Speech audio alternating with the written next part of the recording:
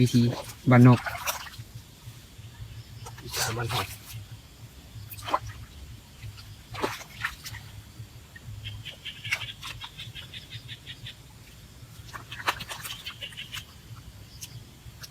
เบิ่งเอาเด้อน้องเด้อไปเสียงแงบบุปินนะ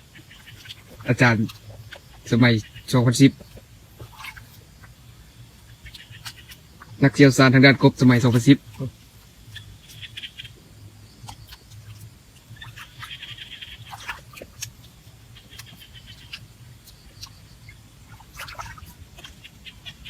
เบิ่งวิธีใส่เหยื่อ ใช่เลย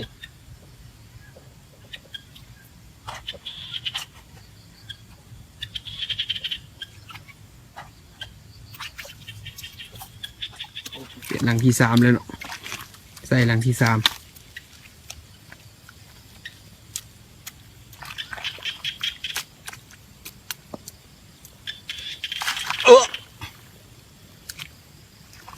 เดี๋ยวน้อง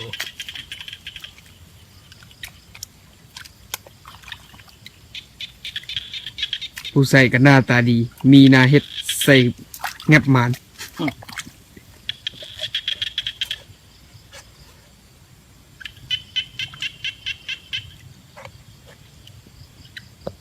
นี่ใส่เหยื่อเนาะ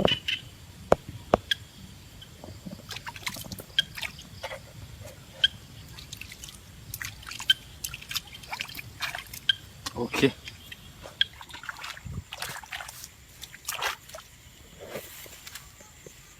เดี๋ยวก็สูงเงียบไปไหม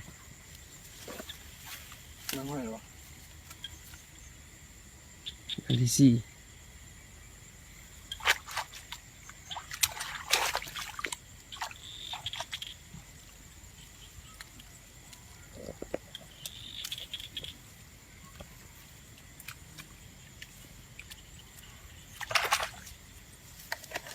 เอาเร็วไว้ครับ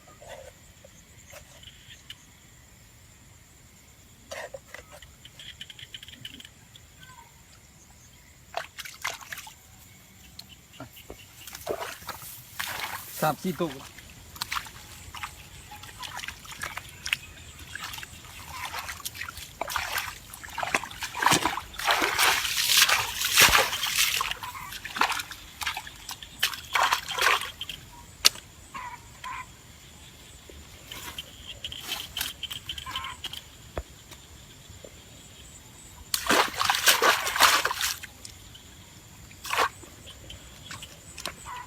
บิ่งเอาเด้อน้องเด้อ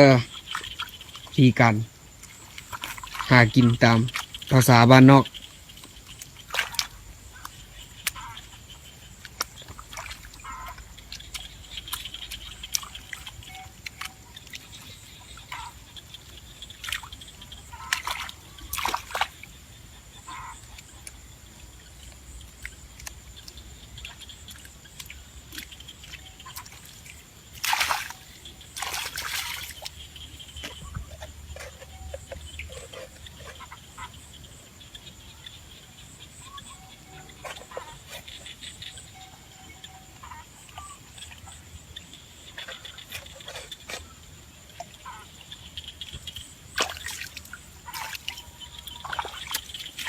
โอเค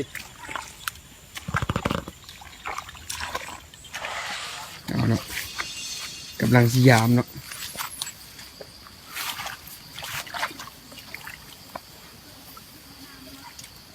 จับดาบมันเลยระวังกบออกเลย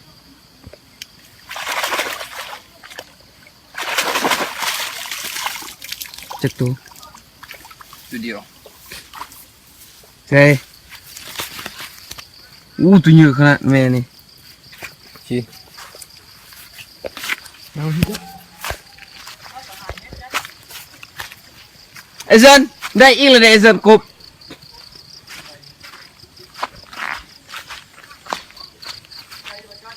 ได้อีกตัวหนึง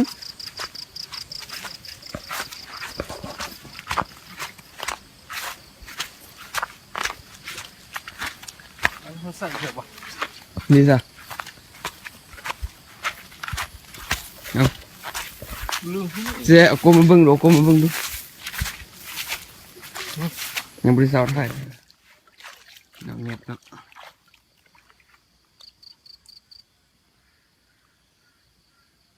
ได้บ่สามพอฮะ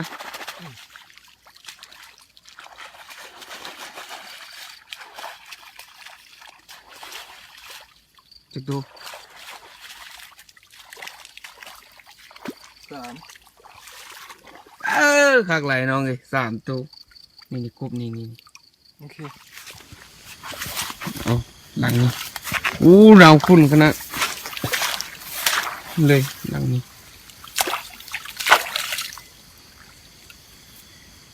ตัว สามสอง โบ้ดวงมันออกเลยสองบ่หลังนี้ ตอนนั้นใส่ข้อมือ ชิได้อยู่บ่เบิ่ง เยอะว่อยเลี้ยว อู้มีแท้เอาเบิ่งนี่นาคุ้นๆเลย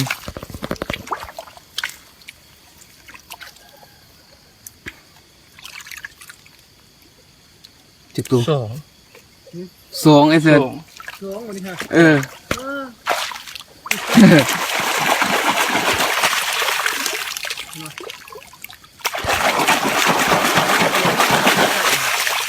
โลดเทียนี่ฮะ